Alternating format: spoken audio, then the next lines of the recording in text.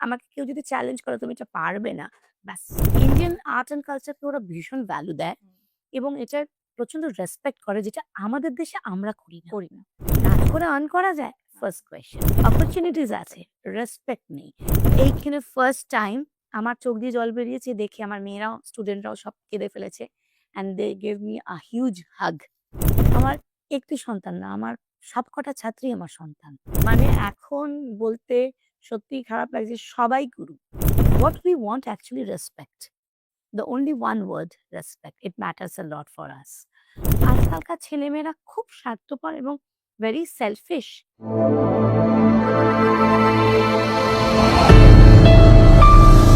Welcome to Khwaish BTS. আমি Saheli. Episode নিয়ে চলে এসেছি, কিন্তু আজকের এপিসোড আমি শুরু করছি না, শুরু করছে আমার গেস্ট। নমস্কার। জগন্নাথ স্বামী নয়ন পথগামী ভাব তুমি। জয় জগন্নাথ। আজকে আমাদের গেস্ট রেশমি বসু।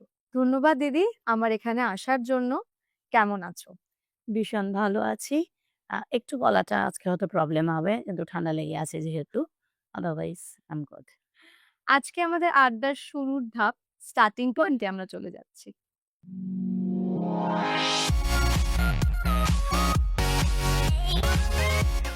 দিদি, স্টার্টিং পয়েন্টে আমি জিজ্ঞাসা করব একদম শুরুটা। মানে আজকের আড্ডাটা অন্তত আমার কাছে খুব স্পেশাল, তার কারণ সাবজেক্টটা নাচ। একদম। তো তোমার ছেলেবেলাটা জানতে চাইবো। আচ্ছা, তাহলে আমরা দুজনেই নৃত্যশিল্পী। হ্যাঁ, একদম। তো এইজন্য ভালো, আড্ডাটাও ভালো হবে। আমার ছেলেবেলাটা মানে একদম ছোট্টবেলা থেকে শুরু করে আমি মিউজিক্যাল ফ্যামিলি থেকে বিলং করি। বাবা মিউজিশিয়ান, মা মিউজিশিয়ান, ইভেন দাদাও মিউজিশিয়ান। তো পুরো আ ওই এনভায়রনমেন্টেই মানুষ হয়েছি। জন্মেই দেখেছি বাড়িতে মিউজিকের এনভায়রনমেন্ট, প্র্যাকটিস, রিহার্সাল, শো এর প্র্যাকটিস, মানে পুরো যেরকম একটা মিউজিশিয়ান ফ্যামিলিতে আ মিউজিকটাই সারাদিন প্রায়োরিটি, মিউজিকটাই সবকিছু। সেটা দেখেই মানুষ হয়েছি। ছোটবেলায় মা সেতারিস্ট, বাবা ক্লাসিক্যাল গিটার, বাবা ওয়েস্টার্ন গিটার, দাদা ভালো পিয়ানো বাজান। তো অনেক রকমের আ মিউজিশিয়ানরা আসতেন বাড়িতে। তো আমি ছোট্টবেলায় মা ভালো ডান্সও করতেন। আচ্ছা, তো আমার বাবার স্কুল হিন্দোল। আচ্ছা। উনি আ মানে অনেক খুব পুরনো আর্টিস্ট উনি একজন, এখনো উনি আছেন। তো উনার সাথে আমার অনেক জার্নি আছে, সেগুলো সব আস্তে, আস্তে বলব। বেড়ে ওঠা কি কলকাতাতেই? হ্যাঁ, একদম born and brought up from Kolkata. স্কুলিংটাও এখানে? স্কুলিংও কলকাতা। আচ্ছা। তো আজকের ছোটবেলায় নাচে আমি কি করে এলাম যদি জানতে চাও, ইটস ভেরি ইন্টারেস্টিং। হ্যাঁ। ডান্সটা খুব ভালো লাগতো। তো মা ভালো সেতারিস্ট। মা আ আমাদের স্কুলে অ্যানুয়াল ফাংশন হতো, মা পারফর্ম করতো। প্লাস মা ভালো ডান্সারও।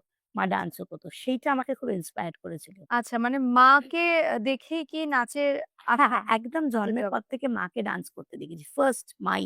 আচ্ছা, তো মাকে দেখে, মাদের গ্রুপ ছিল, মারা চন্ডালিকা, চিত্রাঙ্গদা এসব করতো, শ্যামা হুম, অ্যানুয়াল ফাংশনে করবে। তো আমি রিহার্সালে দেখতাম। দেখে, দেখে ডান্স লার্ন করে ফেলতাম। হুম। করেই এবার মাকে আ নাচতে দেব না, নিজে নাচবো। তো আচ্ছা। মার পায়ের সামনে শুয়ে পড়লাম ধরো। মা আবার তুলে বসিয়ে দিল। তো আমি দেখে, দেখে ওগুলো সব অবজার্ভ করতাম। আর তারপরে সবাই চলে গেলে আমি মাকে ওই ডান্সটা করে দেখাতাম আচ্ছা, যে আমি এটা শিখে আচ্ছা। গেছি। তো মা ডান্স খুব ভালোবাসতো। তো মা ছোটবেলায় দেখলো মেয়ের এত ইন্টারেস্ট, তো ফার্স্ট আমার মনে আছে একটা কত্থক ডান্স আমায় দিয়েছিল, কত্থকের আচ্ছা, ক্লাসে। আচ্ছা, তো খুব আচ্ছা, একটা ইন্টারেস্ট, ভাল লাগছিল না কত্থকটা। আচ্ছা। অথচ এমনি নাচ করতাম। খুব ভালো পেইন্টিং করি এখনো। মানে ছোটবেলা থেকে পেইন্টিং এ, স্পোর্টস এও খুব ভালো ছিলাম। অলরাউন্ডার। তারপরে ডান্সটা আমার গুরু গিরিধারী নায়েক, গুরুজি, উনি, উনার সাথে বাবার আলাপ হলো। তো উনিও, আমার বাবা যেহেতু মিউজিশিয়ান, উনার সাথেও being a dancer উনার সাথে আলাপ হলো। গুরুজি আসতেন আমাকে শেখাতে, বাবার স্কুলে ক্লাস নিতে। সেই আমার জার্নি শুরু হলো ৬-৭ বছর বয়স থেকে গুরুজি। আচ্ছা, মানে ১ম গুরু কি মা? ১ম গুরু তো ডেফিনিটলি মা। মাকে দেখে কারণ ইন্সপিরেশন। বাবা-মা হলো ১ম গুরু হয়। তো জার্নিটা তো ১ম বাবা-মা থেকেই শুরু হয়। কিন্তু ডান্সটা পার্টিকুলার মাকে দেখে খুব ইন্সপায়ার্ড মানে হয়েছিলাম। নাচ বিষয়টা তোমার কাছে এসছেই তোমার মা। মায়ের থেকে একদম, একদম। এরপরে আমরা আড্ডার ২য় ধাপে যাই, রিহার্সাল।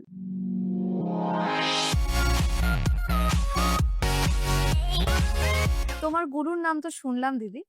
তো উনার কাছে তোমার তালিমের শুরুটা বা তোমার কিভাবে রিহার্সালের সময়গুলো কাটতো, তালিমের সময়গুলো কাটতো সেটা একটু তাহলে মানে ছোটবেলার ডান্সের জার্নিটা পুরোটাই। হ্যাঁ, আচ্ছা, গুরু গিরিধারী নায়কের কাছে আমার শুরু হলো গুরুজির কাছে যাওয়া ১ম। উনার কাছে তালিম শুরু হলো, উনার বাড়িতে যেতাম, উনার স্কুলে যেতাম। গুরুজি শিক্ষা দিত, প্রচুর বন্ধুরাও ছিল ওখানে, তাদের সাথেও প্র্যাকটিস করতাম। গুরুজির সাথে প্রচুর বিভিন্ন জায়গায় প্রোগ্রাম করতাম। গুরুজির খুব প্রিয় ছাত্রী ছিলাম আমি। হুম, যেহেতু মানে উনার সাথে সবসময় থাকতাম, সব আইটেমে আমি পারফর্ম করতাম। উনার উনার কাছে আমি ভালো ডান্সার ছিলাম। মানে গুরুজির ইয়েতে পয়েন্ট অফ ভিউ তে সব প্রোগ্রামে গুরুজি আমাকে আগে রাখতো। যে ভালো ডান্সার, প্রচুর স্ট্যামিনা ছিল। মানে ডান্সের ব্যাপারে ভীষণ প্যাশন ছোটবেলা থেকেই ছিল। তো ডান্সটাকে নিয়ে খুব সিরিয়াস ছিলাম। আচ্ছা, তারপরে গুরু কেলুচরণ মহাপাত্র যে লেজেন্ড, উনার বড় গুরুজি যাকে আমরা ডাকি, উনার সান্নিধ্যে যাওয়ার মানে সেই সুযোগ পেলাম। আমাদের এই গুরুজির থ্রুতে। কারণ এই গুরুজি গুরু গিরিধারী নায়ক উনি হলো গুরু কেলুচরণ মহাপাত্রেরই একদম শেষ। শিষ্য, মানে হাতে মানে উনার কাছে থেকে গুরুজি শেখেন। তো ওই পারাম্পরাটা, তারপরে উনি আমাদের বড় গুরুজির কাছে পাঠালেন। ওখানে ট্রেনিং হলো, প্র্যাকটিস হলো। তো ২ জন গুরুকে পেলাম। তারপর বড় গুরুজি চলে গেলেন আমাদেরকে ছেড়ে। তারপর এই গুরুজিও মানে উনিও চলে গেলেন। এখন আমাদের গুরু তো গুরু রক্তিকান্ত মহাপাত্র এবং সুজাতা মহাপাত্র দুজনই। উনাদের আন্ডারেই আমরা আছি। ওদের লেগেসিটাই আমরা ফলো করছি, গুরুজির লেগেসিটাই। তো এই এখন জার্নি, মানে শিক্ষা এটাই। শুরুটা হয়েছিল কত্থক থেকে। হুম। তো সেটার প্রতি ইন্টারেস্ট গ্রো করেনি কোনোভাবে। তো ওড়িশিতে আসা, তো তারপরে এটার প্রতি কিভাবে ভালোবাসা জন্মে গেল? না, ডান্স যেকোনো ডান্সই ভালোবাসি। ডান্সকেই ভালোবাসি। কারণ ইটস আর কত্থক বলো, ওডিসি বলো, ভারতনাট্যম বলো, these are forms, different একদম, forms একদম। ইন্ডিয়ান ক্লাসিক্যাল ডান্সের হুম, মধ্যে। মানে কত্থকটা আমি ভীষণ ভালোবাসি। কিন্তু আমি itself ওই চক্কর দিতে গিয়ে আমার মাথা ঘুরে গেছিল ছোটবেলায়। ওটা একটা আচ্ছা। প্যানিক। একটা প্যানিক হয়ে গিয়েছিল প্যানিক যে হয়ে গেছিল হ্যাঁ, যে আমি কত্থকটা শিখলে আমার মাথা হুম, ঘোরে। তো আমি আর সেই ফর্মটাতে থাকিনি। তো আমি সুইচ করে ওডিসিতে চলে এসেছিলাম। যেহেতু গুরুজির সাথে বাবার আলাপ হয়েছিল, উনি একজন আচ্ছা, ওড়িশি গুরু ছিলেন। তো ওই স্কোপটা আমি পেলাম। আর ওড়িশি আ দেখো, কোনো ডান্সকে ছোট করা যায় না। সবই ইন্ডিয়ান ক্লাসিক্যাল ডান্স। একদম। প্রত্যেকের ডিফারেন্ট, ডিফারেন্ট ফর্ম। আমার পার্সোনালি ভালো লাগে not being an Odyssey dancer. Odyssey dance আমার মনে ইস ভেরি গ্রেসফুল। মনে হয় nowadays it's become very, very popular. কস্টিউমটাই তো কি অপূর্ব! হ্যাঁ, অপূর্ব, very graceful. Even Bharatanatyam also very graceful. মানে আমার পয়েন্ট অফ ভিউ থেকে যদি বলো, তো আমার ওড়িশি ভালো লাগে। আমি ওড়িশি ডান্সার বলে না। আমার অল ওভার ওড়িশির সবকিছু ভালো লাগে। তাদের গানের স্টাইল, তাদের ভঙ্গি, তাদের পশ্চার, আ ড্রেস, অল ওভার। ওড়িশির যে আমরা মাথায় যেটা পড়ি, হেড গিয়ার ওটাকে বলে। হেড গিয়ার, সেটা এখন লোকে ব্রাইডাল শুট এ খুব ইউজ করে। এটা ভীষণ নিয়ে বাজে, বক্তব্য কি ভীষণ, ভীষণ বাজে। মানে আমরা খুব ডিসঅ্যাপয়েন্টেড। আমি তো ভীষণভাবে, এবং এটাকে ডিসরেসপেক্ট করা হচ্ছে। এটা একটা ক্লাসিক্যাল ডান্সের একটা সিগনাল। মানে এটা sign, not signal, sign. It's this headgear is very important for Odissi. কারণ স্পেসিফিক এটাকে বোঝায় এটা। একদম। ড্রেসটা অনেকে কাস্টমাইজ করে। But this you cannot customise. তো আমি নিজে দেখেছি ই Instagram এর রিলস এসবে যে আমি তাই। মাথার ওটাকে পরে, চাড়িটাকে পরে বিয়ে করতে বসছে। হ্যাঁ, ওড়িশির বেল্টটাকে পরেও বিয়ে করতে বসছে, কি কিছু একটা করছে। আমার মনে হয় ইন্ডিয়ান কালচারকে এরা রেসপেক্ট করে না। এরা ইন্ডিয়ান কালচার এবং হেরিটেজ কে বোঝে না। একদম। বিন্দুমাত্র যদি ইন্ডিয়ান কালচারাল হেরিটেজ ব্যাপারটাকে বুঝতো, তাহলে এটাকে নিয়ে এত ফানি করতো না। মানে এটা আমাদের খুব দুঃখজনক এবং ডান্সারদের কাছে যে এটা কেন করা হয়? কিন্তু এটার কেনর প্রশ্ন তো নেই। আমরা বললেও হয়তো যে স্টপ হবে বলে মনে হয় না। এক এটা যার। বাট এইটাকে নিয়ে করা উচিত না। মানে আমি আমার একটা মেসেজ থাকবে being a ওডিসি ডান্সার, যে এটা আপনারা যেটা করছেন প্লিজ করবেন না। এটা আমাদের ক্লাসিক্যাল ড্যান্সারদের ডিসরেসপেক্ট করা হয়। তো এবার আসি স্কুলিং তো কলকাতাতেই। হুম। আর তখন থেকেই তোমার নাচের জার্নি শুরু। তো স্কুলে কি পারফরম্যান্স করা হতো? ভীষণভাবে, মানে স্কুলে একাডেমিক ওয়াইজ আ সুপিরিয়র ছিলাম না। মানে ভীষণ ভালো ছিলাম না। Average student. বিকজ আমার অলওয়েজ ছোটবেলা থেকে extra curricular activities A B আগ্রহ ছিল। আগ্রহ। তো স্পোর্টস এ ভীষণ ভালো ছিলাম। স্কুলে আগেকার দিনে ছিল পাড়ায় ছোটা। পাড়ায় ক্লাবকে রিপ্রেজেন্ট করতাম গিয়ে। ফার্স্ট হতাম সবসময়। স্কুলেও সবসময় সেখানে ডান্স টিচার যে শেখাতেন উনি দেখতেন যে ভালো ডান্স করে, সামনে দাঁড় করাতেন। তারপর আস্তে, আস্তে প্রোগ্রামগুলোতে অপরচুনিটি পেতাম যে ভালো নাচি বলে। তো স্কুলে প্রচুর প্রোগ্রাম করেছি। পেইন্টিং এর কম্পিটিশনে পেইন্টিং এ যেতাম। কি কোনো আর্ট ওয়ার্ক এ আমি থাকতাম। আ স্পোর্টস এ তো অলওয়েজ ছিলাম। মানে এক্সট্রা কারিকুলার এক্টিভিটিস এর মধ্যে dance, sports and painting I was always মানে ইনভলভড। স্কুলের সাথে এটার নাচের ক্লাশ লাগতো? আ পড়াশোনার সাথে।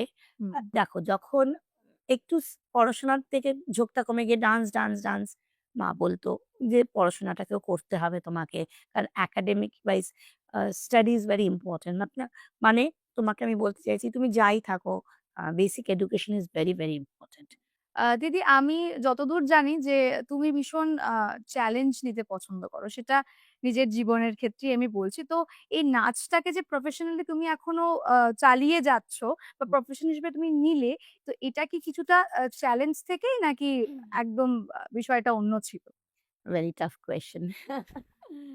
তো না আমি খুব মেন্টালি স্ট্রং। মানে ইমোশনালি হয়তো আমাকে কেউ ভেঙে দিতে পারবে কি ফিজিক্যালি আমি ভেঙে গেলাম, শরীর অসুস্থ হলো। হুম। বাট মেন্টালি আমাকে ভাঙানো বা ভাঙাটা খুব tough. I am very strong. এই টাচ উড মানে আই এম ভেরি ব্লেসড যে ভগবানের আশীর্বাদ না থাকলে এটা হয় না। তো নাচটা কিছুটা চ্যালেঞ্জ। কারণ একটা সার্টেন স্টেজে বাড়িতে একটু ক্ল্যাশ হচ্ছিল। মানে বাবাও দেখছিল যখন আমি ডান্স নিয়ে সারাদিন নিয়ে পড়াশোনায় খুব একটা ইন্টারেস্ট নেই।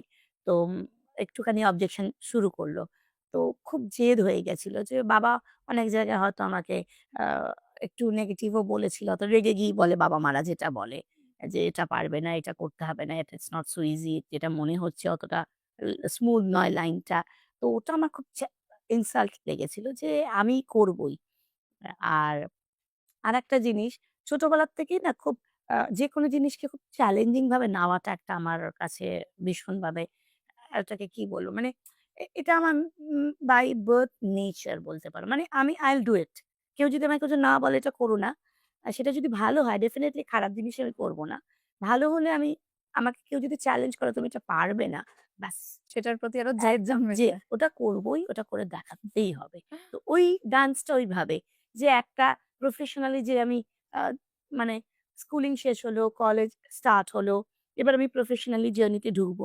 তখন একটুখানি অবস্ট্রাকশন পাচ্ছি কি কোনো অবস্টাকলস এলো। আ অনেকে সাপোর্ট করছে না। সে আরো জিনিসগুলো আমার ট্রিগার হতে শুরু করলো। তো আমি আরো ওতে আ ডিভোশনালি ওটাকে আরো বেশি আ কি বলবো? মানে আরো বেশি ইনভলভ হতে শুরু করলাম ওতে। আমার ইয়াং বয়সটা একটু বলি। আ একসময় খুব ফটোজেনিক ছিলাম। তো আ মডেলিং লাইনে মানে স্টিল অ্যাড এর কাজে ঢুকেছিলাম। প্রচুর করেছি। সিরিয়াল টুকটাক করেছি, অ্যাঙ্কারিং করেছি। বাবারও জানাশোনা যেহেতু ছিল। তো ক্যামেরা তে ফেস করেছি। অনেক ক্যামেরাম্যানকেও ফেস করেছি। অনেক কিছু ডিরেক্টররা অনেক আ সিগনাল দিয়েছে বাজে কথা, কম্প্রোমাইজ করতে হবে, এই করতে হবে। তো সেখান থেকে কোনোদিনও কাজ করব কিন্তু লোভ ছিল না একদম। যে আমি কম্প্রোমাইজ করে ওই জায়গায় যাব। সেটা কন্ট্রোল ছিল বরাবর। তো আজকের এইজন্য মনে হয় আজকে এইটুকুনি রেসপেক্ট এ পেয়েছি যা ভগবানের আশীর্বাদে যে কম্প্রোমাইজ করিনি। হুম। রেসপেক্ট নিয়ে কাজ করছি আর করব। আমরা আড্ডার আরেকটা ধাপ এগোই। নিশ্চয়ই। On the way.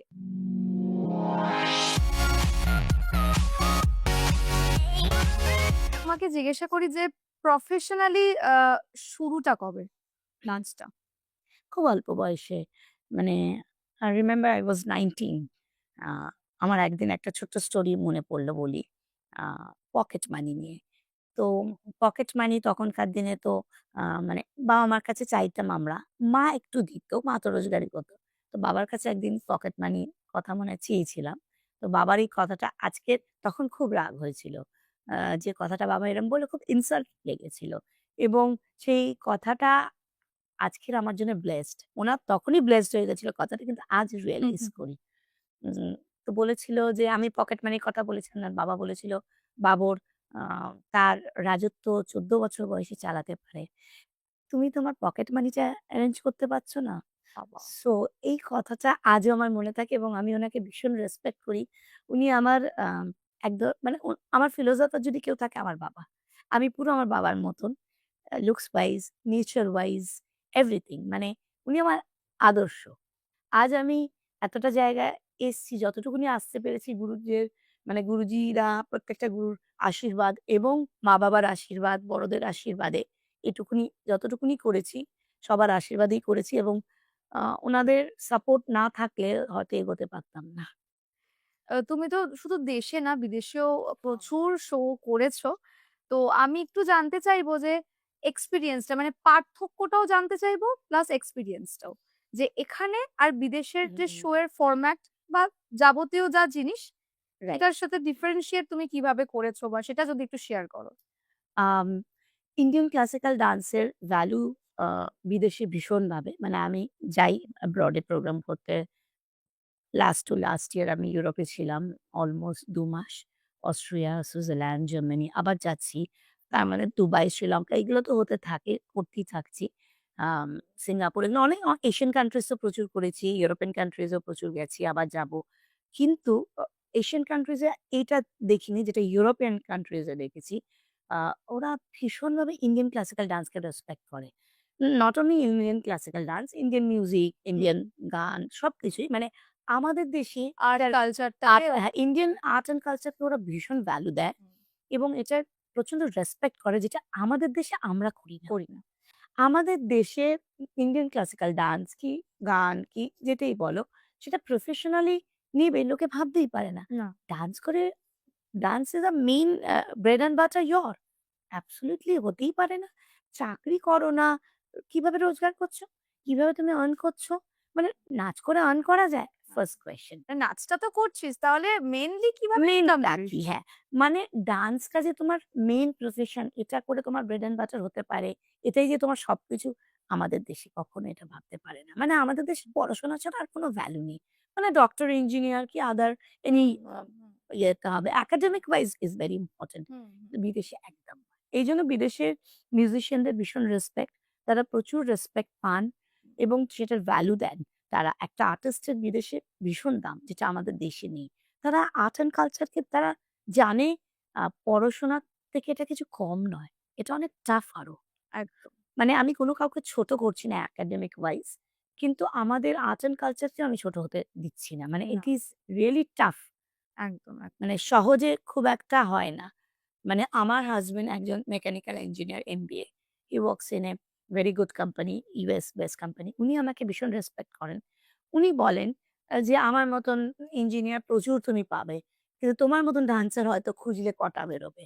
একদম, লতা মঙ্গেশকর একটা, কিশোর একদম, কুমার একদম, একটা, একদম। লেজেন্ড এরম একটাই করে একটাই তৈরি হয়। হয়। হ্যাঁ, হয়তো তুমি যদি দেখো ডক্টর, ইঞ্জিনিয়ার তো প্রচুর, এটা তো সত্যি কথা। একদম, আর্ট লাইনে স্ট্যান্ড করে প্রফেশন এ আছে খুব রেয়ার। আর এক ওই মেন্টাল স্ট্রেংথ টা নেই। এক তো বাড়ির সাপোর্ট নেই, যে বাড়ির লোক কখনোই তোমার সাপোর্ট করবে না যে তুমি গান করে পয়সা রোজগার করবে, ডান্স করে, একটা পড়াশোনা করে একটা চাকরি করো, তোমার লাইফটা এট লিস্ট সেট। হুম। তুমি মানে তোমার at the end of the day তোমার ব্যাংকে তোমার সেলারি স্লিপটা ঢুকবে। কিন্তু আমার যদি মনে হয় কোথাও সুযোগ মানে যেটা হয়তো বিদেশ বা এই আমাদের দেশ থেকে আমি যদি অন্য জায়গায় যাই হয়তো অনেক বেশি। মানে তোমার এই বিষয়ে আ মতামত আমি জানতে চাইবো। মানে আমাদের এখানে কি হ্যাঁ। সুযোগটা আছে? না, অপরচুনিটিস আছে। আমি বলব না যে নেই, প্রচুর আছে। রেসপেক্ট নেই। অপরচুনিটিস আছে, রেসপেক্ট নেই। কারণ সেই অপরচুনিটিস গুলোকে লোকে রেসপেক্ট দেয় না। একদম, একটা বিদেশে একটা আমি নিজে দেখেছি মেট্রো স্টেশনে ডান্স করছে, লোকে দাঁড়িয়ে দেখে ক্ল্যাপ করছে। তারপর সে যা তার দেওয়ার সে গিফট করছে কি দিচ্ছে। হুম। কিন্তু যদি একটা মেট্রো স্টেশনে নাচি, তাহলে এটা স্ক্যান্ডাল হয়ে যাবে। হ্যাঁ, ভাইরাল হয়ে যাবে। ভাইরাল হয়ে যাবে। হ্যাঁ, মানে ডান্স সে তো তাহলে কিছুই না যে একটা মেট্রো স্টেশনে নাচছি মানে তার কোনো ভ্যালুলেস। কিন্তু সে যে ট্যালেন্ট দিয়ে সবাইকে শোকেস করছে সেটার কোনো ভ্যালু একদম। নেই। তো বিদেশে এটার খুব রেসপেক্ট, খুব ভ্যালু, অপরচুনিটিস ওখানেও আছে, অপরচুনিটিস এখানেও আছে। তো আমরা সবাই জানি যে তোমার school Shivaranjani dance academy Kolkata থেকে ১ম কোনো স্কুল ইন্ডিয়াকে রিপ্রেজেন্ট করেছিল তাও অলিম্পিকে। ইয়েস, সেটার এক্সপেরিয়েন্সটা শুনবো। ভীষণ ভালো এক্সপেরিয়েন্স মানে বলতেও খুব ভালো লাগবে যে এটা আমাদের শিবরঞ্জনীর জন্য it's a great achievement for us. প্রতিটা স্টুডেন্টস এবং আমার জন্য মানে আমার আজকের মনে হয় যে সার্থক হয়েছি কিছুটা। এখনো অনেক বাকি আছে। কিন্তু যে এই যে শিখিয়েছি আমি আ আমার মানে কলকাতার ফার্স্ট ডান্স স্কুল আমরা ইন্ডিয়াকে রিপ্রেজেন্ট করলাম স্পেশাল অলিম্পিকে। এই নভেম্বরে, লাস্ট ইয়ার নভেম্বরে দিল্লিতে গেছিলাম আমরা। এটা ইনফ্যাক্ট আমাদের সবার জন্য খুব হ্যাঁ, কিন্তু মানে এটার একটা গর্বের ভীষণ ব্যাপার। ভালো এক্সপেরিয়েন্স আমি তোমাকে একটু শেয়ার করি। একদম। আ আমরা আ ওখানে তো সব মানে ভাইস প্রেসিডেন্ট, প্রেসিডেন্ট সবাই ছিলেন। আ তো খুব ভালো লেগেছে যখন ভাইস প্রেসিডেন্ট নিজে এসে আমাদের সাথে আ মানে নিজে ইন্ট্রোডিউস করছেন মানে উনি আমাদেরকে আ বলছে ছবি তুলবে। উনি এসে ডান্সারদের সাথে দাঁড়িয়ে ফটো তুলছে। মানে আমরা কি ইন্ট্রোডাকশন দেব? উনি যেন দিচ্ছেন এরম ব্যাপারটা। গুজবাম্পস পুরো। গুজবাম্প মানে তখন দেখছি প্রেস, মিডিয়া সবাই এসে উনি এসে নিজের থেকে এসে মানে আমরা it was like beyond my expectation যে এটা একটা বিশাল ব্যাপার ওরকম পারফরম্যান্স। আর যখন আমরা পারফর্ম করতে ঢুকছি, ইন্ডিয়াকে রিপ্রেজেন্ট করছি, অল ওভার ওয়ার্ল্ড থেকে এসেছিল প্রচুর কান্ট্রিজ। তো সবাই চিয়ার আপ করছে। হোল মানে স্টেডিয়াম যেন চিৎকার করছে। আমরা পারফর্ম করছি। সেখানে হোল মানে চিয়ার আপটা পেয়ে আমার জীবনে একটা অদ্ভুত এক্সপেরিয়েন্স। কোনোদিনও আমি পারফরম্যান্স এর পর আমার অন স্টেজ কি স্টেজের বাইরে এসে আমার চোখ দিয়ে জল বেরোয়নি। এইখানে ফার্স্ট টাইম আমার চোখ দিয়ে জল বেরিয়েছে দেখে আমার মেয়েরাও স্টুডেন্টরাও সব কেঁদে ফেলেছে। And they gave me a huge hug. They did it. মানে আমরা তার আগের দিন প্র্যাকটিস আমরা পৌঁছেছি দিল্লিতে তার আগের দিন জাস্ট বিকাল ৪ টায় পৌঁছেছি। এয়ারপোর্ট থেকে নেবেই আমরা কেউ লাঞ্চ করিনি। সকালে ব্রেকফাস্টটা কোনরকম একটু ছিল। ২ দিন অলমোস্ট না খেয়ে আমরা করেছি। টেনশন ছিল। হ্যাঁ, আচ্ছা ৪টে থেকে বিকাল ৪টে থেকে রাত till 9:30 10 অব্দি আমরা প্র্যাকটিস করেছি ওখানে স্টেজ রিহার্সাল যেটা বলে। মানে তারপরের দিন সকালবেলা ৯ টায় রেডি হয়ে ওখানে আমরা পৌঁছে যাই। কারণ সব মিনিস্টাররা ঢুকবেন, গেট বন্ধ হয়ে যাবে। আমরা অনেকক্ষণ ওয়েট করেছি। তারপরে যে সাকসেসটা পেয়েছি এটা মানে ভগবানের সত্যি আশীর্বাদ, গুরুদের আশীর্বাদ, প্যারেন্টস এর আশীর্বাদ সবার সাপোর্ট না থাকলে আজকের এই জায়গায় এক আমরা আমার মনে হয় এই বিষয়টা একদম আর্ট অ্যান্ড কালচারের থাকা মানুষগুলোই হয়তো এই অনুভূতিটা পেতে পারে। হ্যাঁ, ফিলিংসটা যেটা আমরা না ইমোশনটাকে ভুলে যাই। মানে আমরা এত প্রফেশনাল ওয়ার্লড এ ঢুকে যাই ঠিক। যে আমাদের মধ্যে যে ফিলিংস, ইমোশন এইগুলো কোথাও যেন চলে যায়। এত ম্যাটেরিয়ালিস্টিক লাইফ এ যেতে। কিন্তু কোথাও মানুষের পেছনে এটা আছে লুকানো। সবারই আছে হয়তো একদম। কেউ ফিল করে, কেউ করে না। কেউ কিন্তু আমরা আর্টিস্টরা একটু মানে বেশি ফিল করি। বেশি ফিল খুব ইমোশনাল হই। আর একদম, একদম।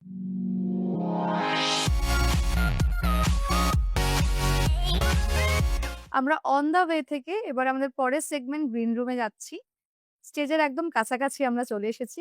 গ্রিন রুমে আমরা বসে কিছুটা সময় আড্ডা মারি। সামনে আয়না। আমি ১ম প্রশ্নই করব তোমাকে যে তুমি নিজেকে কিভাবে এখনো গ্রুম করো? This is also a very tough question. হুম। হ্যাঁ। গ্রুম করি মানে আমাদের দেখো আমরা প্রফেশনাল ওয়ার্ল্ড এ যারা আছি, আমাদের আ গেটস আপ লুকসটা ইস ভেরি ইম্পোর্টেন্ট। পারফরম্যান্স তো আছেই, হুম, যেটাকে বলে প্রেজেন্টেশন এবং প্রেজেন্টেবল হুম, হতে হবে। হুম, খুব ইম্পোর্টেন্ট এক্সারসাইজ, ডায়েট। তো আমি আ ভীষণ এক্সারসাইজ ফ্রিক ও বলতে পারো। প্রচুর এক্সারসাইজ করি। আ কার্ডিও, ওয়েট ট্রেনিং, স্ট্রেচিং এগুলো করি এবং আমার স্কুলেও করানো হয়। আচ্ছা। হ্যাঁ, মানে শিবরঞ্জনীতে শুধু ডান্স শেখানো হয় না। শিবরঞ্জনীতে ফার্স্ট ডিসিপ্লিন শেখানো হয়। ফার্স্ট আমি আমার স্টুডেন্টদের ছোট বাচ্চা যারা ৩-৪ বছরের আসে, এরকম স্টুডেন্টও আছে 60 আপ ও আছে। ওদেরকে আগে বলি ৩ খানা D is very important life A. One is discipline, one is determination and one is dedication. ৩ টে ডি দিয়ে ডান্স হয়। তো তোমরা ডান্স শুরু করবার আগে এবং ডান্স শেখার আগে এই ৩ টে জিনিসে খুব ফোকাস করবে। তো ডিসিপ্লিন তো ভেরি ইম্পোর্টেন্ট। লাইফে যেকোনো প্রফেশনে সাকসেস পেতে গেলে হুম, ডিসিপ্লিন ভেরি ইম্পোর্টেন্ট। আর একদম। কনসিস্টেন্সি মানে বোথ আর ভেরি ইম্পোর্টেন্ট। তো আমি রেগুলার ওয়াইজ যেরকম ডায়েটটা খুব ইম্পোর্টেন্ট আমার জন্যে। চেষ্টা করি বাইরের খাবার তো এমন না যে খাই না। চেষ্টা করি অভয়েড করা। কিন্তু রেগুলার ওয়াইজ একটা মানডে টু ফ্রাইডে ডিসিপ্লিনেই থাকি। Diet, exercise, dance is a very good exercise. তাছাড়াও আমরা এমনি এক্সারসাইজ করি। যেরকম আমার নিজে তো প্রচুর করিও। আর আমার স্টুডেন্টদেরকে আমি প্রচুর করাই। মানে ডান্স শুরু হওয়ার আগে ক্লাসে একটা সিস্টেমই আছে। যে first half an hour exercise, stretching, warm up, cardio হুম, হুম, এগুলো করার পর তারপরে আমাদের ডান্সে যা আছে সেগুলো। তো আমি নিজেও সেটা করি। আরেকটা আমি যেটা করেছি ওমেন এম্পাওয়ারমেন্ট মানে আমার ছাত্রীদের মধ্যে এটা আমি বলেছি যে এইটা তোমরা করবে। মানে একতা হুম, যেন থাকে। মানে পার্সোনালি কোনো মেয়ের আ পার্সোনাল লাইফ এ যদি প্রবলেম হয়, হুম, তোমরা সবাই চলে যাবে তার পাশে দাঁড়াতে। হুম, হুম, আমার পাশে তো তোমরা আছো সবসময়। হুম, কিন্তু তোমরা যে গুরু বোন, তোমরা যে বন্ধু, তোমরা যে ফ্রেন্ডস এই ওমেন এম্পাওয়ারমেন্ট এর এইটা আমি করেছি শিবরঞ্জনীতে। প্রত্যেকে হাতে ধরে থাকবে এবং প্রতিটা ফেস্টিভ্যাল আমরা ভীষণভাবে এখানে এনজয় করি। যেমন হোলি করলাম, রথে মানে রথে যেটা আমাদের জগন্নাথের সবকিছুই প্রভুর পুজোটা আমরা খুব ভালো করে করি। আ তারপর এখানে পিকনিক হয়, গেট টুগেদার হয়। পার্টিও করে ছেলেমেয়েরা খুব আনন্দ করে, সাকসেস পার্টি গুলো করে। আর একটু তাদের চেষ্টা করি আ ভালো কিছু শিক্ষা দেওয়া, ভালো কিছু কথা যাতে তাদেরকে আমি মোটিভেট করতে পারি, এনকারেজ করতে পারি। আমার অনেক কথায় আমার কিছু মানে কিছু না অনেক স্টুডেন্টদের যাদের পার্সোনাল লাইফ এর অনেকের অনেক প্রবলেম তারা আসে আমার সাথে কথা বলে এবং কথা বলার পর তাদের প্রবলেম হলেই তারা আমার কাছে আসে। তারা শুধু গুরু মা নয়, তাদের মা আমি। মানে এটা আমার কাছে বিশাল পাওনা একদম। যে আমার একটি সন্তান মেয়ে। কিন্তু আমি শিবরঞ্জনীতে আমার একটি সন্তান না, আমার সবকটা ছাত্রী আমার সন্তান। একদম। ছাত্র-ছাত্রী সবাই আমার সন্তান। মানে আমার মেয়েও সেটা জানে এবং আমি তাদেরকে চেষ্টা করি, তাদেরকে মোটিভেট করি, এনকারেজ করি। তারা যেখানে যা প্রবলেম হয় সবসময় আমি তাদের পাশে থাকি। দিদি বাঙালি পরিবারে একটা রেওয়াজ আছে যে ছোটবেলায় পড়াশোনার সঙ্গে, সঙ্গে নাচ, গান বা বিভিন্ন ধরনের ভীষণ। যেকোনো কালচারের সঙ্গে বাচ্চাকে অ্যাটাচ করা। হুম, তো আগে হয়তো একটা পাড়ায় আ একটা নাচের স্কুল, সেখানে বাচ্চাকে আমরা ভর্তি করানো হুম, এগুলো হতো। এখন একটা পাড়ার মধ্যেই হয়তো দেখা যাচ্ছে ৪ টে ৫ টা স্কুল। ভীষণ। এইটা নিয়ে কি মন্তব্য তোমার? মানে এখন বলতে সত্যিই খারাপ লাগছে সবাই গুরু। সবাই গুরু হয়ে গেছে। নাচ হয়তো ২ বছর শিখে সেও গুরু হয়ে গেছে। ফার্স্ট অফ অল তোমায় বুঝতে হবে গুরু আর টিচার এর ডিফারেন্সটা। হুম, গুরু আমরা কাকে বলি? আমরা ভগবানকে দেখা পাই না। কিন্তু ভগবান মা-বাবা গুরুকে বানায়, তাদের মধ্যে দিয়ে সে দেখা দেয়। তো গুরু আর টিচারের ডিফারেন্সটা মানে ভাবতে হবে যে গুরু কারা আর টিচার কারা। শেখালেই শুধু গুরু হয়ে যায় না। গুরু মানে he or she will show you the right path. তো তোমাকে রাস্তাটা তোমাকে দেখাবে। আজকের আমি আমার স্টুডেন্টদের যে নাচ শেখাচ্ছি, শুধু নাচ নয়, তার লাইফের পাথও আমি তাকে দেখাই। তার কথাবার্তা, তাকে হাম্বল হতে হবে, তাকে ডাউন টু আর্থ হতে হবে। লাইফে কিচ্ছু আমাদের না, সব ওনার, একদম। সব ওনার। আমরা ইউনিভার্সের কাছে আমাদেরকে সারেন্ডার করতে হবে। আমরা তার মতন চলতে হবে। আমরা কি যা হচ্ছে, যা ঘটছে সব ওনার। সবটাই তারই ইচ্ছা। তার ইচ্ছা। আমরা কিছু না। আমরা we are doing our job only মানে সেখানে আমি যদি বলি অনেকের আছে খুব না কুছু মানে আমি সব। না, আমি ব্যাপারটাকে ভুলে যেতে হবে। আমি কিচ্ছু না। ফার্স্ট নিজেকে সারেন্ডার করো। You are nobody, you are nothing. ঠিক। ফার্স্ট তোমাকে আর আর্ট লাইনে তো ভগবানের সাধনা করি আমরা। তো তোমাকে ডাউন টু আর্থ হতে হবে, হাম্বল হতে হবে, হুম। পোলাইট হতে হবে।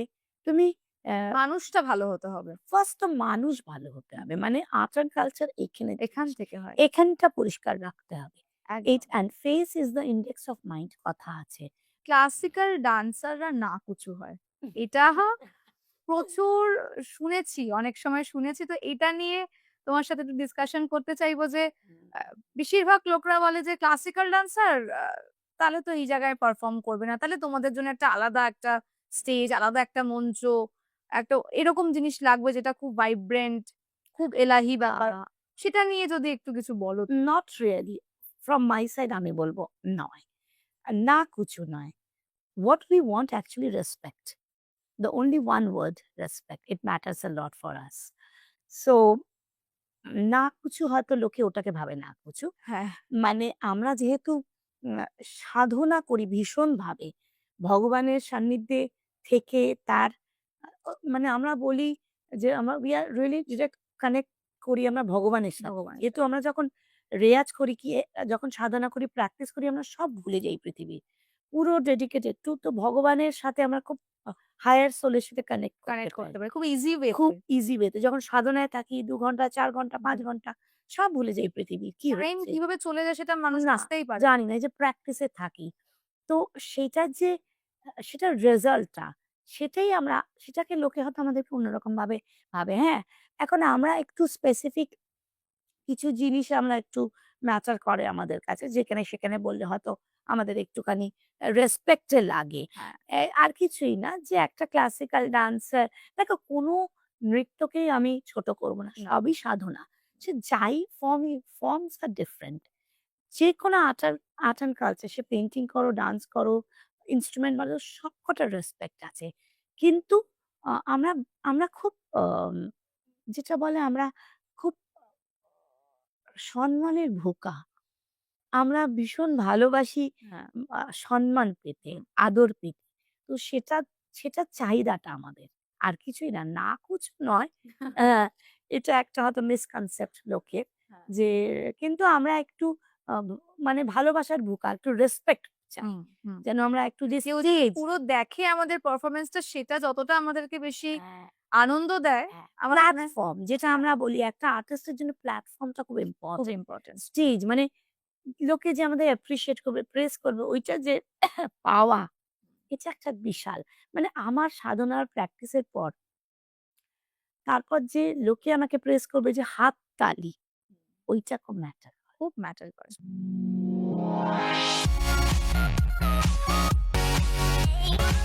তো একটু তোমার সাথে ছোট্ট গেম খেলে নেব। একদম। আমি ৪ টে প্রশ্ন করব তোমায়, তুমি আমাকে উত্তর দিও।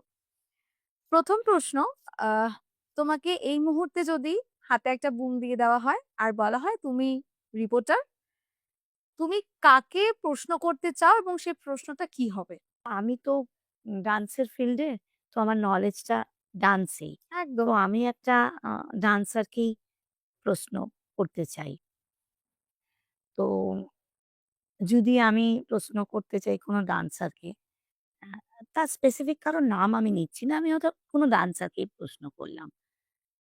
তো আমার এটা ফার্স্ট কোয়েশ্চেনটা হবে একটা ডান্সারকে, ডান্স একটা মানুষের জীবনে কি দেয়?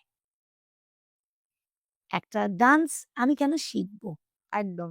ডান্স কি দেয় মানুষের জীবনে? ডান্স কি? তো এটা আমার ফার্স্ট প্রশ্ন একটা ডান্সারের কাছে হবে। আচ্ছা, হোয়াট ইস ডান্স? আচ্ছা। ২য় প্রশ্ন দিদি, যদি তুমি ডান্সার না হতে, তাহলে আমরা তোমাকে কোন প্রফেশনে পেতাম? ইচ্ছা ছিল তো আ অ্যাক্টিং লাইনে যাওয়ার। মানে শুরুও করেছিলাম। হুম। দেখতেও খুব সুন্দর তোমায়। তো ইয়াং বয়সে তখন আ মানে খুব খুব ফটোজেনিক ছিলাম। কিন্তু স্টিল অ্যাড এর প্রচুর কাজ করেছি। আম অনেক ছোটখাটো রোল করেছি অ্যাডে। কিন্তু খুব টাফ লাগতো একটা জিনিস স্ক্রিপ্ট মুখস্থ করা। যেটাতে আমার একটু আটকাতো। যদি ভালো স্ক্রিপ্ট লার্ন করা যায়, আমার মনে হয় খুব ভালোভাবে অ্যাক্টিংটা খুব ভালো করে ডায়ালগ গুলো যেটাতে একটু খারাপ ছিলাম। তো টাফ লাগতো। তবে কিন্তু ডান্সার হিসেবে না পেলে তোমাকে অ্যাক্টর হিসেবে পাওয়া যেত। হ্যাঁ, মানে শখ খুব ছিল শখ ছিল। যে সেলিব্রিটি হওয়া। এখনো পসিবল। এবার যাই ৩ নম্বর প্রশ্নতে। আমি ৪ জনের নাম বলব। তুমি তোমার নিরিখে ১, ২, ৩, ৪ করে তাদের নাম বলো আমাদেরকে। মমতা শঙ্কর, জোনা গাঙ্গুলি, কোহিনূর সেন বরাত, অলকানন্দা রায়। এ বাবা! সবই আমার ফিল্ডেরই লোক। ডান্সারই সবই ডান্সার। খুব টাফ কোয়েশ্চেন। এটা মানে সত্যি আমার পক্ষে খুব টাফ এটা অ্যান্সার দেওয়া। আ কিন্তু একটু ইজিও যেহেতু আমার ফ্র্যাটার্নিটির লোক সবাই ডান্সার। কিন্তু ভীষণ কঠিন প্রশ্ন। তাও আবার সোশ্যাল মিডিয়া অ্যান্সারটা দেওয়া। Still I'll try. হ্যাঁ, ডেফিনিটলি আমার তো ফার্স্ট তো আমাদের মুন্নিদি, অলকানন্দা রায় দিদি। আ যেহেতু মানে বিইং এ ওডিসি ডান্সার নয়, উনিও ওডিসি ডান্সার, আমিও ওডিসি ডান্সার। মানুষ হিসাবে উনি মারাত্মক ভালো। মানে আমি পার্সোনালি দেখেছি উনাকে। উনি যা সোসাইটির জন্যে করেছেন, যেটা খুব ইম্পোর্টেন্ট। না আমরা সবাই নিজের জন্যে করি। হুম। কজন সোসাইটির নিজের জন্য জন্যে কর। করে? ঠিক। সেটা উনাকে আমি দেখেছি সোসাইটির জন্যে করতে। মানে উনার তাই জন্য উনার আরেকটা ধাপ উপরে আমার ইয়েতে মানে আমি ভীষণভাবে উনাকে রেসপেক্ট করি। উনি ট্যালেন্টেড তো ডেফিনিটলি সে নিয়ে কোনো নো ডাউট। ভালো ডান্সার, ভালো মানুষ। কিন্তু উনি যে এই সোসাইটির জন্য যেটা করেছেন আমরা সবাই জানি, সেটা মানে মানে বলার কথাই না। মানে ওটা ওটা উনার রেসপেক্ট মানে অনেক উপরে, উপরে। অনেক। হ্যাঁ। হ্যাঁ, তো দিদিকে ১ নম্বরে রাখতে হবে। মমদি নিশ্চয়ই 2nd, উনিও ভীষণ শঙ্কর পরিবার মানে ডান্স নামই পড়ি। নাম পরিবার এখন ক্রিয়েটিভ এর মানে উনারাই সব লেজেন্ড। তো ২ নম্বরে মমতা শঙ্কর। ৩ নম্বরে হুম, কোহিনূর সেন বরাক। দাদার সাথেও খুব ভালো আমার ক্লোজনেস আছে। মানে যেহেতু আমরা একই ওনার কম্পোজিশন, ওনার আ ক্রিয়েটিভিটি আমি দেখেছি। নিজেও সবসময় দেখি। কদিন আগেও একটা আমরা মধুসূদন নিচে পারফর্ম করলাম। আমারও পারফরম্যান্স ছিল, আমার গ্রুপের দাদারও ছিল। তো আর লাস্টে আমি বলব না, ডোনাও খুব ট্যালেন্টেড। আ ডোনারও পারফরম্যান্স খুব হুম। ভালো। ও খুব টিম ওয়ার্ক খুব ভালো করে। মানে ও খুব ভালো কোঅর্ডিনেট করে। কারণ আমি পার্সোনালি ওর সাথে অনেক ইয়াং বয়স থেকে ইনভলভ। আমরা একই ঘরানার আ শিখেছি। ও ওডিসি ডান্সারও খুব আমি ওর সাথে অনেক আগে অনেকবার আমরা একসাথে পারফর্মও করেছি। তো ও খুব ভালো কোঅর্ডিনেট করে, ছাত্রীদেরকে ভীষণভাবে ধরে শেখায় এবং টিম ওয়ার্ক যেটা এত ছাত্র, এত ছাত্রী ওর দীক্ষা মঞ্জুরিতে হুম। ও কিভাবে কন্ট্রোল করে প্রত্যেকে কি সুন্দর ডিসিপ্লিন প্রত্যেকে দেখেছি ভীষণ অর্গানাইজ এই যে এত বড় বসন্ত উৎসব করেন ইটস নট মানে ইটস নট ইজি হুম। তো ও সেটাকে কি সুন্দরভাবে করে এবং আমরা প্রত্যেকে দেখি। তো প্রত্যেকের কাছে সব শেখার আছে। এখানে আমি নাম্বারিংটা কাউকে ছোট করার জন্য এটা দিচ্ছি তো না। গেমের একটা এটা একটা পার্ট। গেমের পার্ট। আমার একদম। মনে হলো আ যে ডোনা এদের থেকে বয়সেও ছোট। তো seniority wise but all of them are talent একদম, প্রত্যেকের জায়গায় প্রত্যেকে ভীষণ একদম। ট্যালেন্টেড। এরপরে আমার লাস্ট প্রশ্ন বাট এটায় আমরা কিছু শুনবো না, আমরা দেখব। একটু অন্যরকম। আমি তোমাকে ৩ টি ইমোশন দেব। তুমি একটু এক্সপ্রেস করে দেখাবে। আমি খুব I'll এক্সাইটেড try দেখতে। my best. আর আমার দর্শক বন্ধুরা নিশ্চয়ই বসে থাকবে এটা দেখার জন্য। সেটা হচ্ছে আ চিন্তা, খোঁজা, দুঃখ। আচ্ছা। দেখো, ইমোশন তো আমরা সবার মধ্যে আছে। মানে আম অ্যাকচুয়ালি প্রতিটা মানুষ যারা ডান্স করে না তাদের মধ্যেও ইমোশন আছে। একদম। ঠিক আছে? তারা হয়তো বোঝে না। এই যে রস, নবরস ৯ টা রস মানুষের সবসময় সঙ্গে থাকে। সঙ্গে থাকে। যারা ডান্সাররা নবরসটা পারফর্ম করে দেখায়, সাধারণ মানুষরা তাদের সাধারণ জীবনে দেখায়। একদম সেটা লোকে বুঝতে পারে না যে ফ্যামিলি লাইফ এও ঠিক। ৯ টা রস চলতে থাকে। কখনো অ্যাঙ্গার, কখনো সরো, দুঃখ এগুলো হুম, চলতে হুম, থাকে। হুম। আমরা ডান্সাররা স্টেজে ওটা পারফর্ম পারফর্ম করে করি। দেখাই। ঠিক, ঠিক। তো তুমি যেটা বললে ৩ টে জিনিস চিন্তা, দুঃখ, ভাবনা, খোঁজা। খোঁজা। হ্যাঁ। চিন্তা, দুঃখ, খোঁজা। এটা সাধারণ লোকেরাও করে। আমরা ডান্সাররা একটু ডান্সের ফর্ম এ করি। এবার যদি ডান্সের ফর্ম এ করি চিন্তা হলে তো তার একটা স্টাইল হবে। একটা যদি এই যে খুব চিন্তিত, কি খুব চিন্তা, কি ভাবছি, অনেক রকম হয় এটা একটা। যে এই ফর্মে আমরা রাখতে পারি। যে যেটা আমরা রাধা কৃষ্ণের ক্ষেত্রে দেখাই যে হুম। রাধা খুব চিন্তিত কৃষ্ণ কোথায়? মানে এখনো আসেনি সেই এই ব্যাপারটা। আকুল ব্যাপারটা। আকুল। এটা চিন্তাই। তারপরে তুমি বললে খোঁজা। খোঁজা, ডান্সের ফর্মে তুমি যদি নরমাল খোঁজো তুমি এমনি খুঁজবে। হ্যাঁ। আমরা ডান্স স্টাইল একটু দেখাই। এই হ্যাঁ। খোঁজো, এই খোঁজো। হুম। আচ্ছা ওই যে এসেছে, হ্যাঁ, দেখেছি। হ্যাঁ, মানে খুঁজে পেলাম। হ্যাঁ। এটা একটা। হুম। আর দুঃখ। দুঃখ তো অলওয়েজ ডান্সের ফর্মে এটাই আসে, হ্যাঁ। এটাও আসে, এটাও আসে দুঃখ। হুম, হুম, কি মনের ব্যথা, দুঃখ। হুম। ডিফারেন্ট, ডিফারেন্ট ভঙ্গি। অসাধারণ, অসাধারণ। আমার মনে হয় যারা দেখছে তারাও এটাকে উপভোগ করলো এই বিষয়টাকে। থ্যাংক ইউ দিদি। দেখানোর জন্য এত সুন্দর এক্সপ্রেশন দেখতে পেলাম। এরপরে আমরা একদম স্টেজের সামনে চলে এসেছি ফাইনাল কল। তো আমরা চলে যাব ফাইনাল কল সেগমেন্টে।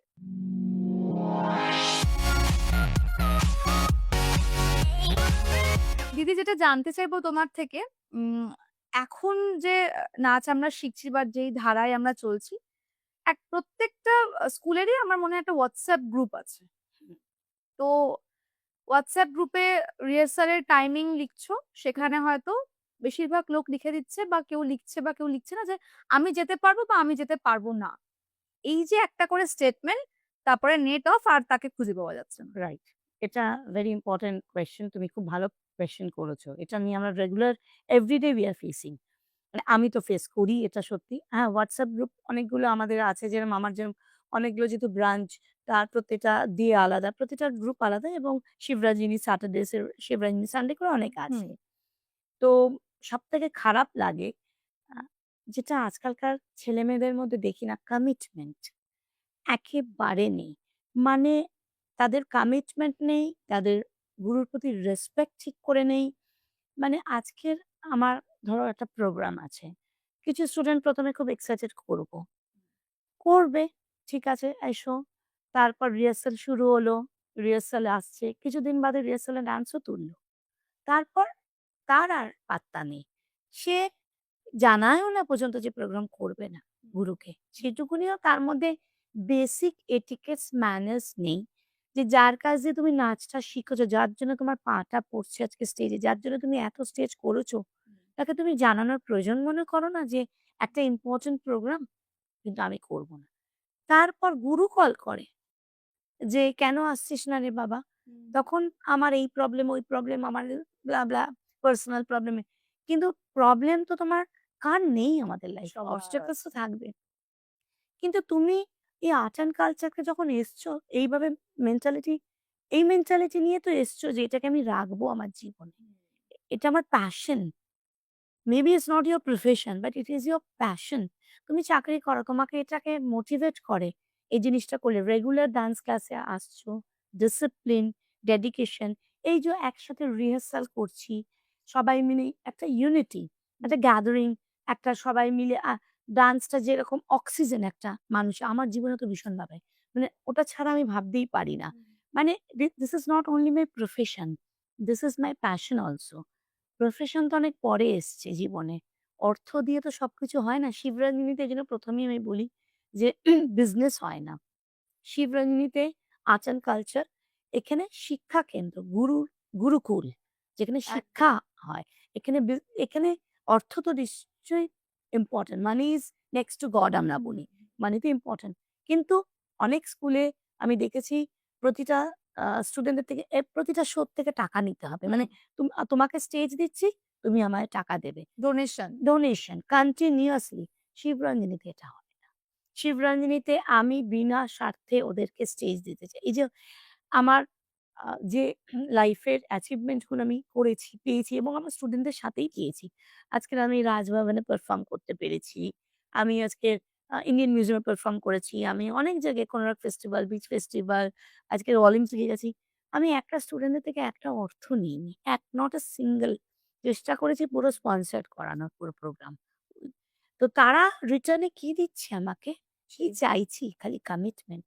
তোমরা একটু ভালো করে পারফর্ম করো, কমিটেড থাকো যে তোমরা না মিডল এ প্রোগ্রামের মাঝখানে WhatsApp করে দিল, আমি আসবো না আজকে। এই WhatsApp এর যুগে মনে হয় কমিটমেন্টটা অনেক কমে গেছে। একদম তখন খুব দুঃখ লাগে যে এদেরকে সন্তান বলি। মা মায়ের দুঃখ কষ্টটা এরা বোঝে না। যে কিভাবে একেকটা স্টুডেন্টকে আমরা তৈরি করি। সেটার পেছনে অ্যা ধৈর্য কমে গেছে অনেক মানুষের। না মানে তারা তারা ভাবছে যে আমার প্রবলেম এলো তো ফার্স্ট ডান্সটাকে কাট করে দেয়। সে যে কমিট করেছিল যে আজকে শোটা তার জায়গায় কে পারফর্ম ঠিক। করবে, আবার ম্যামকে শেখাতে হবে আরেকজনকে হুম। নতুন করে। সে কিচ্ছু টাইমিংটা যাতে টাইম ওয়েস্ট সে কিচ্ছু ভাবে না। সে খালি নিজেরটা ভাবে। আজকালকার ছেলেমেয়েরা খুব স্বার্থপর এবং very shellfish. Sorry to say আমার সোশ্যাল মিডিয়ায় এটা বলতে আমি বাধ্য হচ্ছি। যে তারা একদম কমিটেড নয়। তারা মুখে একটা, তারা করে একটা, তাদের মনে একটা। আমরা যেটা ভাবতে পারিনি, আমরা যাই হয়ে গেছে। আমার মনে আছে আমার জ্বর হয়েছে। আমার আমি উঠতে পারছি না। তাও আমার প্রোগ্রাম গুরুজি, আমার গুরুজিকে আমি তার সম্মান যেরম করে গিয়ে পারফর্ম করেছি। করতে হয়েছে। আমার পরীক্ষা দিয়ে এক্সাম নিয়ে আমার মা বাইরে দাঁড়িয়ে আছে ব্যাগ নিয়ে আমার হুম। দোকান থেকে। আমাকে ছুটতে হয়েছে স্টেজে গুরুজির কাছে। আমি তো বলতে পারতাম। আর পড়াশোনা সবার ১ম আমাদের এই বাঙালিদের মধ্যে এটা খুব বেশি বলতে নন বেঙ্গলিরা এক নয়। বাঙালিরা আমি ইটসেলফ এ বেঙ্গলি হয়ে বলছি। পরীক্ষা ক্লাস 9-10 এ উঠলো, সব এক্টিভিটিস বন্ধ। বন্ধ। মানে মেয়ে যেন ২৪ ঘন্টা পড়বে, ছেলে যেন ২৪ ঘন্টা কিন্তু করে না। টিভি দেখে, মোবাইল দেখে টাইম কেটে যায়। তার থেকে ১ ঘন্টা প্র্যাকটিস করো। এটা তো এক্সারসাইজ একটা। এক্সারসাইজ তোমার পড়াশোনায় ভালো মন বসবে, হুম, তোমার তোমার ব্রেইন ভালো কাজ করবে, তোমার ব্লাড সার্কুলেশন ভালো হবে। ঠিক, ঠিক। সেটা বোঝে না। এখনকার জেনারেশন আর আমাদের জেনারেশনে সত্যি তফাৎ। কিন্তু আমার অনেক স্টুডেন্ট আছে যারা অনেক ছোট থেকে শিখছে, তারা কিন্তু এরকম নয়। ব্যতিক্রম তো না, থাকবে। তাদের বিয়ে হয়ে গেছে, বাচ্চা হয়ে গেছে। সেই নিয়ে আমার একটি স্টুডেন্ট, আমার সিনিয়র মোস্ট স্টুডেন্ট। তার একটি মেয়ে আছে, তার আবার বাচ্চা হলো। সে ২ মাসের বাচ্চাকে রেখে আমার সাথে অলিম্পিকে চলে গেল। তার ডেডিকেশন এরকম জায়গা যে গুরু বলেছে, তার ২ মাস সবে হয়েছে বেবি। সে কিন্তু চলে গেল। সে ভাবল না যে কিভাবে তার বাচ্চা তার ফ্যামিলির লোক রাখে। কিন্তু হয়ে তো গেল। হয়ে তো গেল। ম্যানেজ তো হয়ে গেল। ম্যানেজ হয়ে গেল। তাই জন্য তার জায়গাটা শিবরাঞ্জিনীতে একটা, তার নামটা যে আমি তুলছি না। হ্যাঁ। কিন্তু সে আমার মনের কোথাও একটা আছে। তাই জন্য সেও বুঝতে পারছে আমি তাকেই বলছি। জীবনে কি অ্যাচিভ করলে? অ্যাচিভমেন্ট সম্পর্কে একটু জানবো। এবার আবার একটা কোয়েশ্চেন। অ্যাচিভমেন্টটাও একটা আ আমি একটু ডিপ্লোম্যাটিক আনসার দিচ্ছি প্রতিটাতেই। অ্যাচিভমেন্টটা কিরকম হয়? মানিটারি অ্যাচিভমেন্ট না আ হিউম্যান বিং আ হিউম্যান সেই অ্যাচিভমেন্ট? হুম। দেখো, অ্যাচিভমেন্ট যদি বলি বিং আ হিউম্যান আ নিশ্চয়ই করেছি। প্রচুর সম্মান পেয়েছি, আজও পাচ্ছি। হুম। যখন স্টুডেন্টরা পায়ে হাত দিয়ে প্রণাম করে, বিশাল পাওয়া একটা। যে গুরু বলে ডাকে, গুরু মা বলে ডাকে। বলে যে, "তুমি মা।" মাদার্স ডে তে যখন আমাকে উইশ করে, বিশাল পাওয়া এটা। এর থেকে বড় অ্যাচিভমেন্ট কিছু নেই। এই যে যখন স্টুডেন্টরা জড়িয়ে ধরে, ভালোবাসে প্রোগ্রামের পর, আ বলে যে, "ম্যাম তুমি সবসময় আমাদের হাত ধরে থাকবে। ছাড়বে না। আমাদের যত প্রবলেমই হোক, পার্সোনাল হোক, প্রফেশনাল হোক যাই।" এইগুলো অ্যাচিভমেন্ট। আর প্রফেশনাল অ্যাচিভমেন্ট তো হ্যাঁ, করে যাচ্ছি আরো হয়তো এন্ডলেস এখনো অনেক একদম। বাকি। অনেক কিছুই বাকি। করিনি মনে হয়। করেছি ভালো শো অনেক জায়গায় করেছি। বললাম যেরকম অলিম্পিকটা একটা খুব বড় অ্যাচিভমেন্ট আমাদের একদম। জন্যে। গভর্নর হাউস করেছি, ইন্ডিয়ান মিউজিয়াম। বড় প্রোগ্রাম তো করে যাচ্ছি। এগুলো তো স্টেপ বাই স্টেপ আরো করব এন্ডলেস। মনে হচ্ছে এখনো অনেক বাকি। বিদেশে প্রোগ্রাম করেছি, দেশে প্রোগ্রাম করেছি। বড় গুরুদের সান্নিধ্যে যেতে পেরেছি। গুরুদের থেকে শিখেছি। এখনো এন্ডলেস শিখে যাচ্ছি। তোমার জার্নি আরো অনেক দিন ধরে চলুক। থ্যাংক তাই you. Best Khwaishes for your upcoming journey. Thank you so much. খুব ভালো লাগলো সুগার দিদি তোমার সাথে আড্ডা দিয়ে। হয়তো দিদির কথা অনেক জায়গায় অনেক রকমভাবে আপনারা শুনেছেন, আমি শুনেছি। কিন্তু আজকের আড্ডাটা আমার মনে হয় একটু অন্যরকম হলো। অনেক অজানা কথা হয়তো আমার এই ঘরে এসে দিদি আমাকে শেয়ার করলো, সঙ্গে আপনাদেরও। দিদি থ্যাংক ইউ আমার এখানে আসার জন্য। থ্যাংক ইউ আমাদের সো মাচ। দর্শকদের জন্য যদি কিছু বলে দাও তুমি। হ্যাঁ, আমার একটু একটা মেসেজ আছে দর্শকদের জন্যে। ডান্স নিয়ে তো এতক্ষণ শুনলেন আপনারা। সবথেকে ভালো লাগছে যে এই খোয়াইশ, এই যে খোয়াইশ যে অর্গানাইজেশনটা, আ এনারা এত ভালো একটা কাজ করছেন আর্টিস্টদের জন্যে। যে খোয়াইশে একটা খুব সুন্দর প্ল্যাটফর্ম দিচ্ছে আর্টিস্টদের। মানে আ সত্যি আমরা সবকিছুর আ পেছনে যেরকম একটা করে প্ল্যাটফর্ম থাকে, ম্যানেজমেন্ট থাকে। আমাদের আ ক্রিয়েটিভ লাইনে, ক্রিয়েটিভ এতে খুব একটা আমরা পেতাম না। যে কিভাবে আমরা কানেকশন পাবো, কিভাবে আমরা প্রোগ্রাম পাবো বা সিস্টেমেটিক নয়। যেটা খোয়াইশ আমাদেরকে দিচ্ছে। মানে thanks to Khwaish and their team also যে আমাদেরকে এভাবে আম প্রমোট করছে আবার ভাবে নিউ জেনারেশনকে। আমরা এখনো অনেকটা স্ট্রাগল করে অনেকটা এগিয়েছি। আর যারা নিউ প্ল্যাটফর্ম পাবে, নিউ জেনারেশন তাদেরকে যে এতটা ভাবে তোমরা সাপোর্ট করছো এবং তোমরা বিভিন্ন দেশে বিদেশে তাদেরকে স্প্রেড করার চেষ্টা করছো, কনট্যাক্ট দেওয়ার চেষ্টা করছো। তার জন্যে গ্রেট ওয়ার্ক। মানে থ্যাংকস টু খোয়াইশ। খোয়াইশের সাথে আমিও কানেক্টেড। বিভিন্ন আর্টিস্টরাও কানেক্টেড। তো আমাদেরকে আপনারা খোয়াইশের থ্রুতেই পাবেন। আমার নিজের একাডেমি আছে শিবরঞ্জিনী ওড়িশি ডান্স একাডেমি। আপনারা যদি কন্ট্যাক্ট করতে চান আমাদেরকে এইখানে খোয়াইশের থ্রুতে করবেন। আর আমরা মানে being a dancer আমরা খুব হ্যাপি এবং আমরা really we are honored also যে আমাদেরকে খোয়াইশ এইভাবে হেল্প করছে, সাপোর্ট করছে। It's a good work actually what they are doing. It's a good job also. আমি বেস্ট উইশেস জানাচ্ছি খোয়াইশ and their টিমকে। Thank you. আজকের এপিসোড নিশ্চয়ই খুব ভালো লেগেছে। একদম অন্য ধরনের একটা এপিসোড হলো। আসবো আবার আরো অনেক অন্য ধরনের এপিসোড নিয়ে। এই চ্যানেলকে অবশ্যই সাবস্ক্রাইব করুন এবং লাইক করবেন, শেয়ার করবেন। টাটা।